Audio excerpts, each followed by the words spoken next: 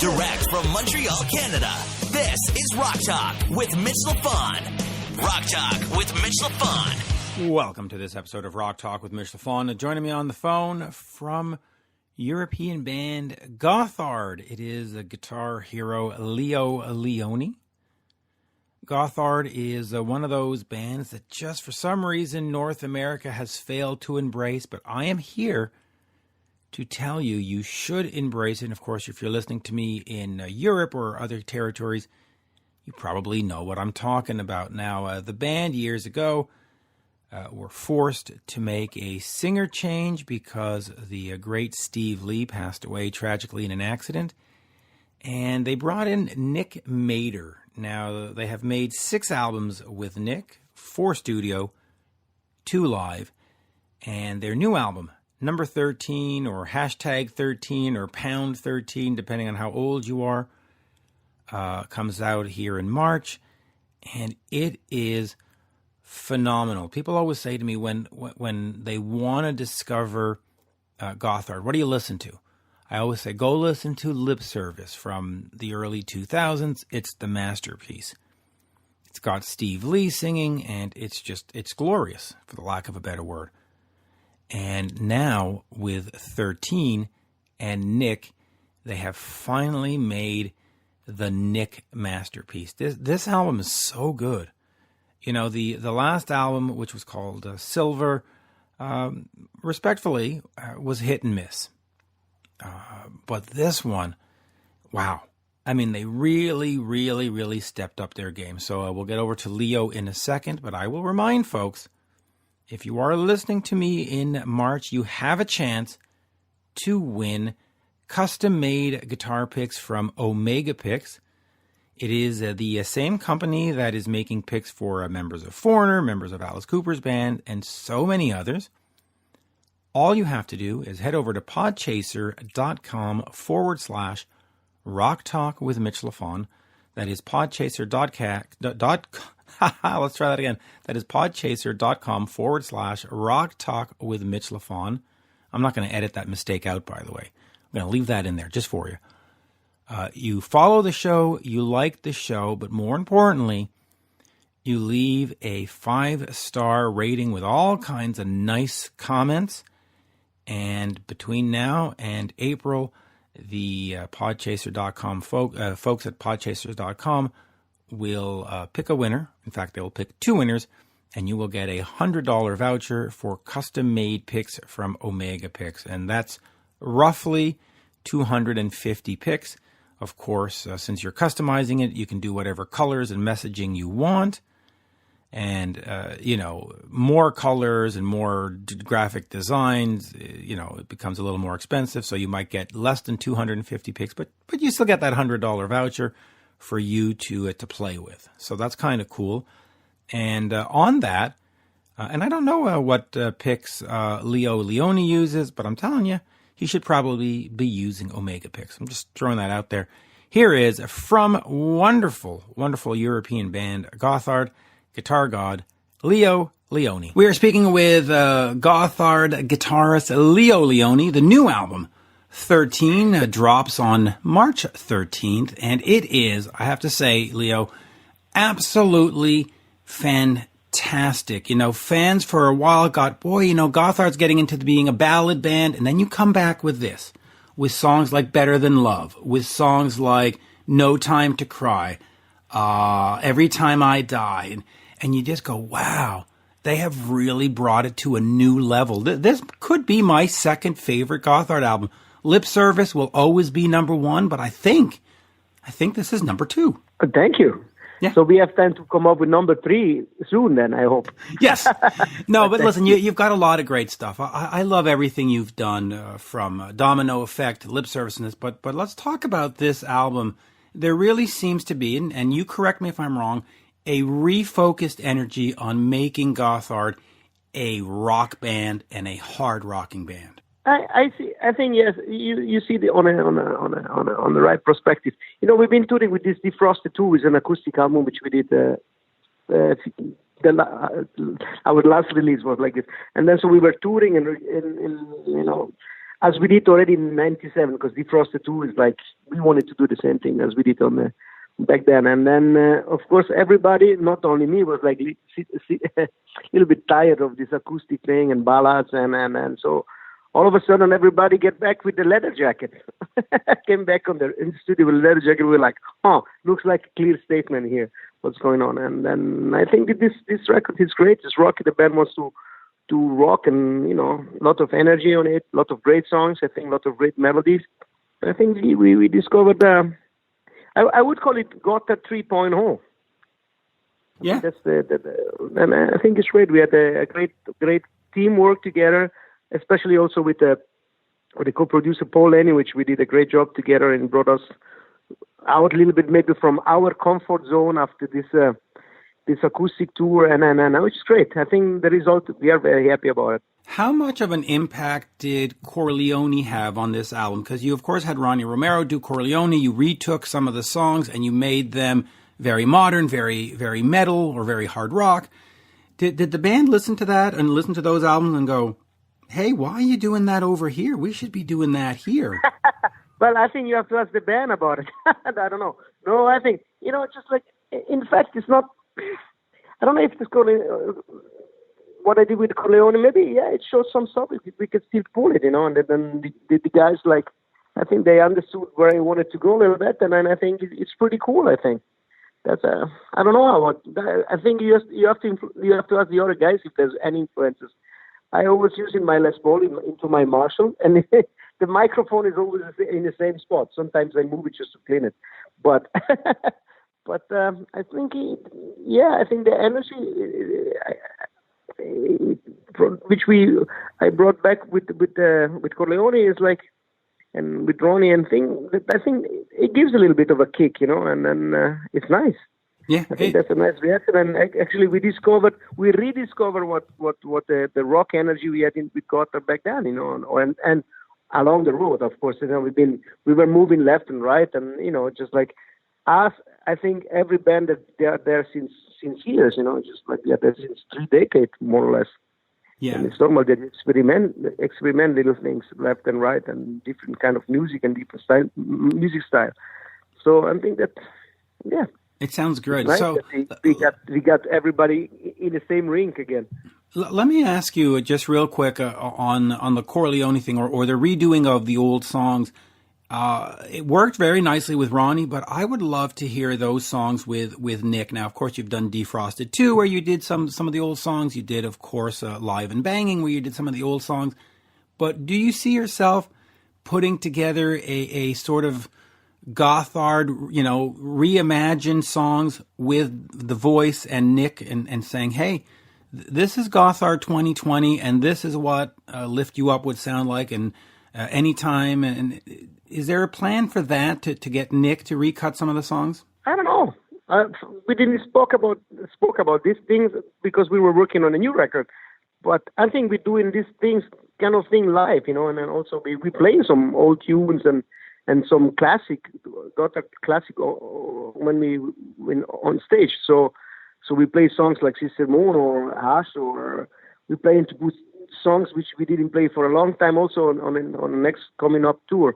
And of course we're making songs like Gotthard. So I think then to re-record some songs with this lineup and with Nick, we didn't talk about it, but who knows? Maybe one day we will, Who knows? But then again, it's like, I think the comparison will be too much one-to-one, with what was in the past. So I think the Defrosted 2 was a very good idea to come up with some rearrangement. But as I said, maybe we could do it. I don't know. We never talked about it. Never thought about it. Well, and we've got the old stuff with Steve. It's a good idea, though. I think it is, because I listened to what you do with CoreLeoni, and some of the versions that you've done with Ronnie are just incredible versions. And I'm thinking, you know what? Nick can sing like that too. Why not brand it Gotthard with the... Anyway, as long as you do any... It would be great to have both things on stage. That would be super awesome too. It would. On January 12th, or around January 12th, you got married to Eka. Talk to me about... Well, So this news arrived to Canada too. it made it all the way to Canada. That's right. So, Nice. so first of all, congratulations. But sort Thank of you just a quick comment on that. How was sort of married life treating you, and how did that all come about in terms of, you know, how long was it? How long has this relationship been blooming? And you know, it's nice to see. It's nice to see us. I've seen some of the pictures online. It looked like an incredibly gorgeous event. So congratulations on that. Yes, thank you very much. Thank you very much. I think it's a great thing which we did, and I'm happy that I found a Katerina in those years, and then we spend time together, and it's a great thing, you know. And just like I like to have somebody like her at home, and she supports me, in, you know, on what I'm doing, and she's very into it and what I'm doing, and it's great. And it's nice to have somebody that loves you on your side, and not only a cat or a Les Paul and a mixing desk. And it's great, and it's a great support. I really love this, and I love her, so it's nice. And yeah, it's a great thing. So yeah. Since we're covering some news, I'm going to just walk through some of the other news. The drummer Henna has taken a break from the band, which is unfortunate, but also understandable, because after so many years, you do want to stay home and see your kids grow up. You do want to talk to me. This part of your life, right? I think that's Well, you very don't. important. And I talked to a lot of rock stars that never quit, never took a break, and they say, you know what, my kid's 25 and I never saw them grow up. So I can understand that there's a toll to what you do to entertain fans, and fans sometimes need to step back and say, hey, you know what, it's okay to take 5 or 10 years and go be a real family. So was that a tough decision for him, and was it tough for you to understand that? Is he out of the band permanently, or is it really just give him 3 or 4 years? And you see, Hannah. It's like Hannah is. He just got a second kid, right? He was surfing already on the road. He was like, "Oh, I'm thinking about making blah blah blah blah," and always we always had the feeling like, listen, it's the right thing to go. It's just like, I mean, we are on the road since 25 years, you know, just like take a break, see your kids growing, and then get this luxury God-given gift, you know, and enjoy that, you know. And just this, so yes, of course, it is hard to don't have Anna behind the drum kit. No, we find somebody else who's gonna do the great. It's gonna be the great drumming behind our back, on our back, that is gonna pound this drum kit as a great. And we found a great drummer, but Anna is missing as a person. But you know, we know that he's home and taking care about his family, his kids, and he's gonna enjoy his life. You know, he's not caught off the band completely. It's just like he's taking a time off, and it's like it's the right thing to do. You know, I mean, we're not 20 anymore. When you're 20, you're hungry. You want to go out and don't miss any stage, any moment on the road, and all those great things that happen in our career. But I think you come in at one point in your life, especially in this situation, you go like, well, I don't want to miss a minute, you know, of things. And I think there's a great song from Aerosmith with Steven Tyler saying, I don't want to miss a thing, you know, and dedicated to his daughter. And that's, I think that's a great example, you know, just like, I think he deserved, and his family deserved to have a father home. I agree. I agree. And I know too many more rock stars that have bemoaned the fact that they've missed out on that stuff, and you can't get it back. Even if you take a break 10 years too late, you can't get that time back. So I wish him, of course, all the best. You do have Flavio Mezzodi. Correct. From Krokus, which turns out well because they're doing a farewell tour, so he's going to be needing a permanent gig soon. Look, yeah, maybe. Let's see what's going on. But yeah, we are happy to have Flavio on board, and he's a great dude. He's a great drummer. And then it's nice because Swiss integrity. How can I say, like, help each other? We help each other to get to get out of this little country and try to play rock and roll around this world. And then it's great. And I think then again, it's like, it's a very important thing that for Hannah, we wish him the best, and the door is open. He can always come back. Now it's not going to miss those moments with his family, and then he can always.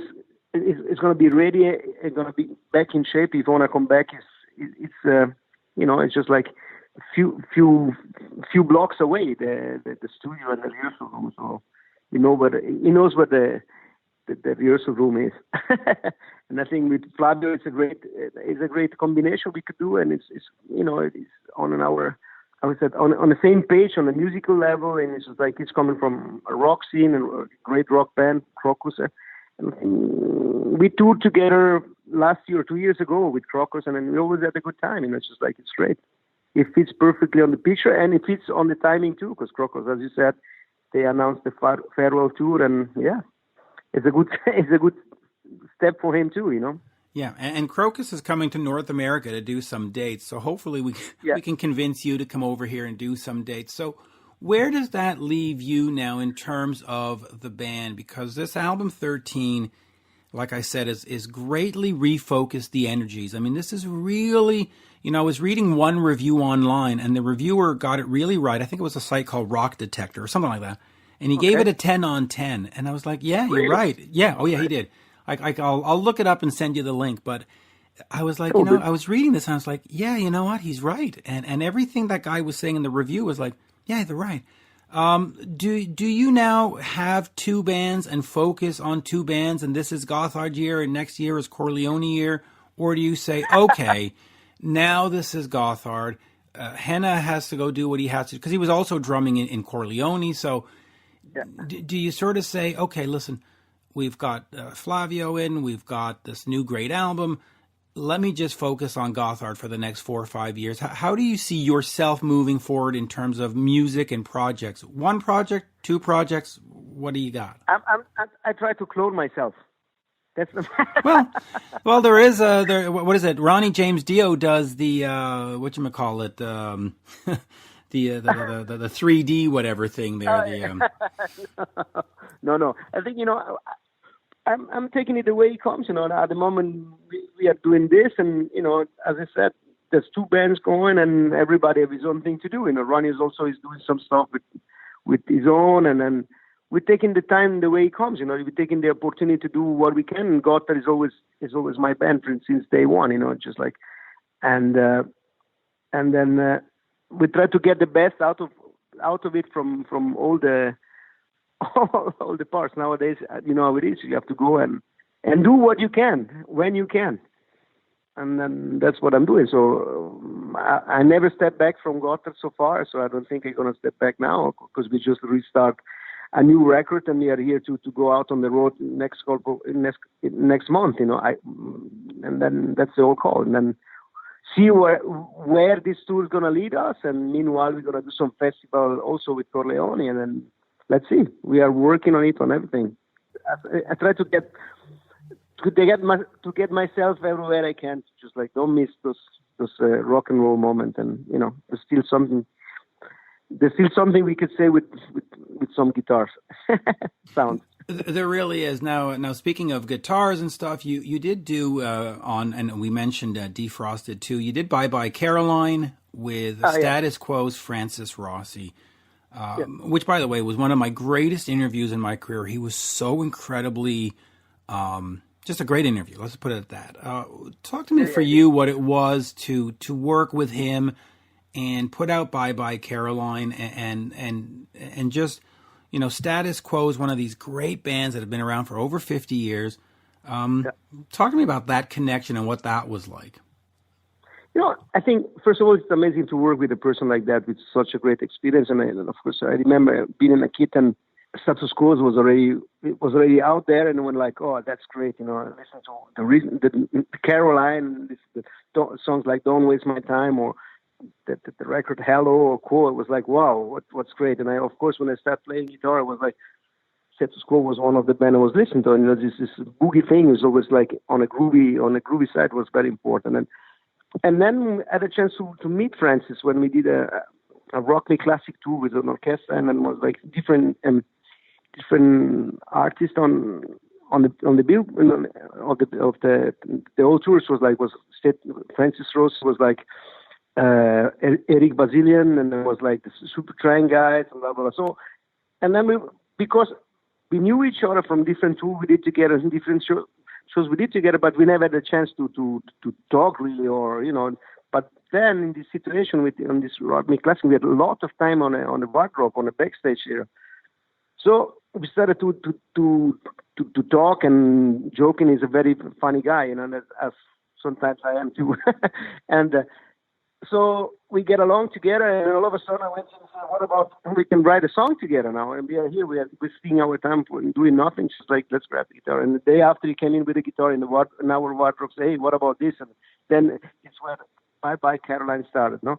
And while we were recording the video clip for Bye Bye Caroline, in the studio, we did some scene in the studio and in London, and then he came to me and said, hey, I got this thing. What do you think about that? And I went like, I have, another idea that would fit the thing, this part, just like, so actually, beside the music part that we're working like you would be in the band, or we were working since years together, like it feels like, we've been around together for a long time. But I think that the most important thing, there's a friendship going on and a great timing, it's fantastic. So therefore we got this Mysteria going, and then as soon we get more or less some lines together I talked to Nick, say, hey, we have to do this and that, and then Nick was also very excited about it, and we worked all together. Actually, we did it via technology, using internet and using MP3 and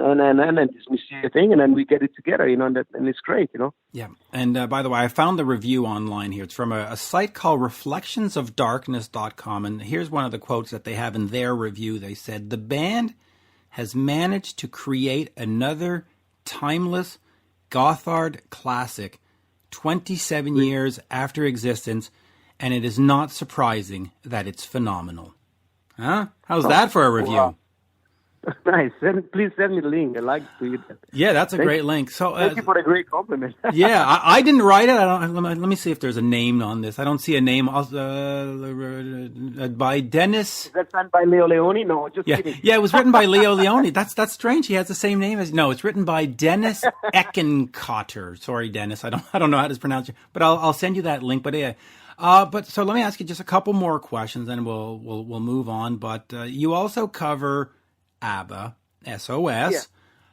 And it's funny because when I first heard it, I saw SOS, and I didn't connect that it was the ABBA song, and then I heard the version. It starts playing in my headphones, and I'm out in the forest walking the dog, and I'm singing this song. I'm going, wait a minute, why do I know these words? It's the first time I've ever heard this song, and of course, I go, oh yeah, it's the ABBA. The version is phenomenal. It's a great version. Talk to me about covering that and covering ABBA, because you'll always get a fan that goes, oh, they're a hard rock band covering a pop band. And yet it's a perfect version. It is a Gotthard version. This has nothing to do with ABBA other than maybe the lyrics, but musically it's a Gotthard song, and it's a great version. Thank you for the compliment. I think first of all the compliment goes to ABBA, because the song is a great song.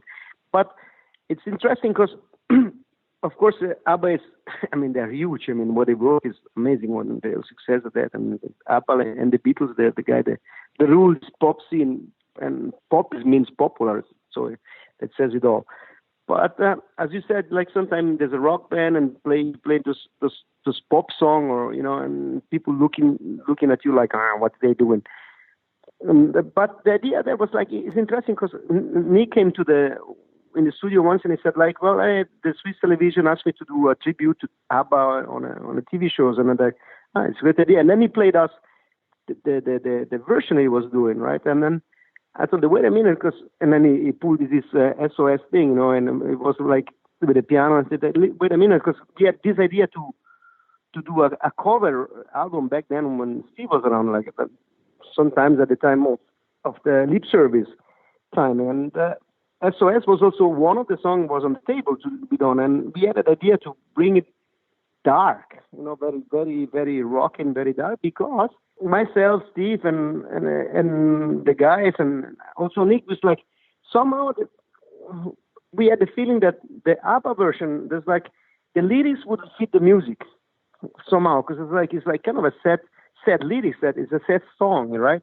Talking about, a relationship which is like completely over. It's on the way, it's gone, and there's this kind of a setting. And the original versions like have this happy melody, and and we're like, wait a minute, maybe we can come up with a heavy dark version, and that's what we did. And it's interesting because Nick pulled it like I think about 10 years later, and then we're like, wow. And all of a sudden we've been very in sync to do the thing, and it's great. We liked it. And it's great. I just love it. So, all right, I'll finish on this. In fact, I'll do two more questions because you just brought something up there. You talked about maybe doing a covers album with Steve, and of course, back in the day, you had Blackberry Way, you had Immigrant Song, Rock and Roll, Hush, right? Come Together. You've covered a few. Would there? And I'm just throwing that out as an idea, but would you think maybe putting out a covers album and you take those songs you did with Steve, the 5 or 6 or 7, and make that the first half of an album, and then maybe fill out the second part, another 6 or 7 songs with Nick, and sort of do a 50? Because that would be you came up already with 2 great ideas. I know. I'm not going to sleep tonight. I'm a marketing guy. No, but I think that would be fun. I think that would be a nice way to bridge the 2 eras. It would be a nice way for fans. It's a great idea. I think it'd be fun. And anyway, and then you don't have to sit down with Nick and come up with 12 new songs. You go, okay, listen, we'll do like an EP, 4 songs, 5 songs, 6 songs. We'll put them together.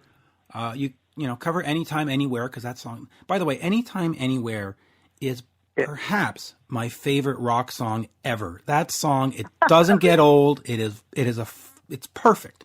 It's perfect. But I'll ask you this, and then this is the last question, I promise. But you're now 6 albums in with Nick, 4 studio albums, 2 live albums, Live Banging, Defrosted 2, and then the other ones. Yep. You are definitely in Gotthard 2.0. It's not just some guy replacing Steve. That's very disrespectful to say. This is really a new band, a new focus. How do you feel now moving forward? How do you see it? Do you see where you have to write music for the past, or is this really a new band and it has its own thing? Because when you listen to Firebirth, when you listen to Bang, when you listen to Silver and 13, you go, yeah, you know what? That's classic Gotthard, but it's also modern Gotthard. Yeah, I mean, I think I don't see a different band. It's always Gotthard. That's the main call. If you listen to AC/DC, it's always AC/DC. Either it's a Brian Johnson song singing, or is a Bon Scott song. If you understand what I'm saying, era. Let's talk it that way. But and here is the same thing. Gotthard always went on, and then with Nick is not the new kid in town. Nick is the Gotthard singer, and that's what it is. And it's great that Gotthard have such a great singer that we're working great. We have great time together. We're writing great songs, and we have a great time. And I think that's a very important thing. I think the decision when we took the decision to have Nick on board, and it was the right decision. I'm saying the same thing 10 years later, almost. 10 years went by, 9 years went by. About, and then I don't think it's a new band. It's just like Gotthard goes on and is full of energy, and we are here to keep on doing what we can, and that means rocking around the world if possible. Yeah, it really does, and I have to say I'm glad that you decided to keep going. I think Steve is one of the greatest rock vocalists in the history of rock. He does not get the respect from American media that he deserves, and yet you listen to an album like 13 and you go, holy fuck, what a brilliant album. You nailed it on every level. It has a nice balance of ballads and rockers. It's got great lyrics. It's got a great cover. A great cover song. It's also got a great cover, actually. It's Gotthard. It's perfect. It's those 2 cows fighting. Everybody thinks it's wood, but they're cows. Yeah. You got a lot of cows on your stuff. A lot of bulls and cows and. Imagine. 2 cows, 4 legs. Most of the time, you have 2 cows with 2 legs. Just kidding. No, I'm sorry. I apologize. Some people are gonna hate me for that. But no, it's all good. Please cut this. It's all good. And on that, Leo, just thank you and keep rocking. And since Gotthard coming to North America to play is difficult, I will have to get myself on a plane to wherever, Switzerland or Germany or France or wherever you're playing, and get myself there. But folks, do go by Gotthard 13, number 13, hashtag 13, pound key 13, whatever you want to call it. Just like album 13 or whatever. Just the third. You can very simple. The 13th album. 13th, yeah. Studio album. So whatever you want to call it, just buy it, enjoy it. It's great. And the deluxe edition has 2 bonus tracks, which I have to say are absolutely worth it. The demo version of No Time to Cry and the piano version of I Can't Say I'm Sorry are not just these throwaway bonus tracks. They're actually songs onto themselves that are different than the main album versions and are actually just, they just add to the whole thing. So get that. Yeah, I think it's important so to say that this bonus track, sometimes they call it bonus track, but I think that this is you could see also the song like No Time to Cry, how the song developed during the pre-production and production, and we thought it was a great idea to have them on those records and say, yeah, please go and get it. And there you go. Fun. Go get it. And of course, to go to the website, check everything out. And thank you for Nuclear Blast for keeping Gotthard going. Thanks to you to keeping Gotthard going. And a big thanks to Nick. Jumping into Steve's shoes, not an easy job. And he's done it for 6 albums now. Very well, you got to be proud. And on that, merci. Merci, bonjour. Merci beaucoup, as we say in Montreal. Ah, we say that. Alors, je dis merci à vous pour l'interview. Oui. Et à bientôt, j'espère. Oui, à bientôt. And I have to say, every time I listen to Live in Lugano and I hear you say during one of the songs, we have people from the UK and from France, and then you start speaking French, I go, aha, he's talking to me. Il me parle. There you go. Merci, monsieur. Bonsoir. Bonne soirée. Bonne soirée aussi à vous. Ciao. Ciao now. This has been Rock Talk with Mitch Lafon. For more exclusive content and interviews, subscribe on iHeartRadio, Spotify, Apple Podcasts, on YouTube, and many more. Follow Mitch on all the socials, especially Twitter, @Mitch Lafon, and on Instagram, @Mitch_Lafon. Get your Mitch merch now at loudtracks.com/Mitch.